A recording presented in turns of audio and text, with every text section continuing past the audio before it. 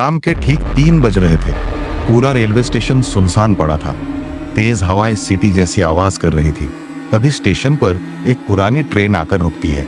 Train में बैठे सभी यात्री डरे हुए अपनी अपनी खिड़कियां बंद कर लेते हैं। तभी एक औरत अपने पति से धीरे से कहती है, सुनो जी, ये ट्रेन यहाँ क्यों रुकी है और सब लोग खिड़कियाँ क्यों बंद कर रहे हैं? इतने में पास बैठा एक बूढ़ा आदमी डरते हुए बोला, चुप रहो बहू, अगर अपनी जान प्यारी है तो आवाज मत करो। इस स्टेशन पर रात के 3 बजे 2 चुड़ैलें आती हैं, एक चाय बेचने वाली और दूसरी कूड़ा उठाने वाली। उसकी बात सुनकर सबकी सांसें अटक जाती हैं। ट्रेन के वीआईपी डिब्बे में बैठा एक परिवार अपने गांव देवगढ़ लौट रहा था। उनके साथ उनका बेटा आरव भी था। आरव पहली बार इतना डरावना स्टेशन देख रहा था। बाहर उसे सिर्फ 2 औरतें दिख रही थी, एक चाय बेच रही थी और दूसरी कूड़ा उठा रही थी। तभी चाय वाली औरत ट्रेन के पास आकर जोर जोर से बोलने लगी, गर्मा गर्म चाय ले लो, चाय। राघव अपनी खिड़की से हाथ निकालकर उस औरत से चाय लेने लगता है, लेकिन वो औरत राघव का हाथ पकड़ लेती है और देखते ही देखते वो एक भयानक चुड़ैल बन जाती है। चुड़ैल, भगवान, ये चुड़ैल कहाँ से आ गई? बचाओ, अरे मुझे कोई बचाओ। चुड़ैल राघव का हाथ काट देती है, जिसके बाद कूड़ा उठाने वाली चुड़ैल उसकी मुंडी काटकर अपने बोरे में डाल लेती है। नहीं छोड़ूंगी, किसी को भी नहीं छोड़ूंगी, सबके सब मरेंगे। राघव के चिल्लाने की आवाज सुनकर डब्बे के सभी लोग जाग जाते हैं और ट्रेन के सभी पैसेंजर बहुत डर जाते हैं। और ट्रेन के चलने के बाद वो बूढ़ा आदमी उस औरत को बताता है।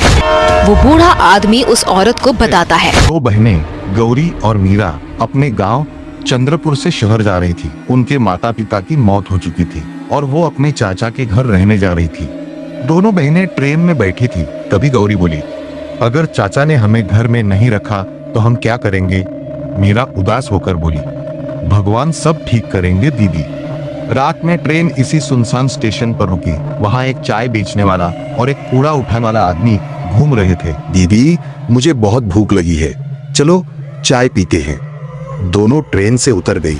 मीरा चाय लेने चली गई और गौरी पानी ढूंढने लगी। तभी कूड़ा उठाने वाला आदमी बोला, बहन जी, उधर कमरे में पानी रखा है। गौरी जैसे ही कमरे में गई, वो आदमी पीछे से दरवाजा बंद कर देता है। डर क्यों रही हो? इतनी जल्दी कैसे जाने दूं? उसकी आंखों में हैवानियत थी। गौरी डरकर चिल्लाने लगती है। तभी वो आदमी खंजर निकाल लेता है। कुछ ही देर में गौरी की दर्दनाक मौत हो जाती है। उधर चाय वाला आदमी मीरा को पकड़कर उसी कमरे में ले आता है। दोनों दरिंदों ने मिलकर मीरा को भी मार दिया, लेकिन उनकी मौत का सच कभी सामने नहीं आया। उस रात के बाद दोनों बहनें भयानक चुड़ैल बन गई। अब वो हर रात 3 बजे स्टेशन पर आने वाले लोगों से बदला लेने लगी। बूढ़ा आदमी बोला, मैं उन दोनों की आत्मा को मुक्ति दिलाना चाहता हूँ। वो शहर जाकर दोनों बहनों के रिश्तेदारों के बारे में पता लगाता है। वहाँ उसे उनकी चाची कमला मिलती है। कमला उसे एक पुराना कागज देती है जो उनके चाचा की जेब से मिला था।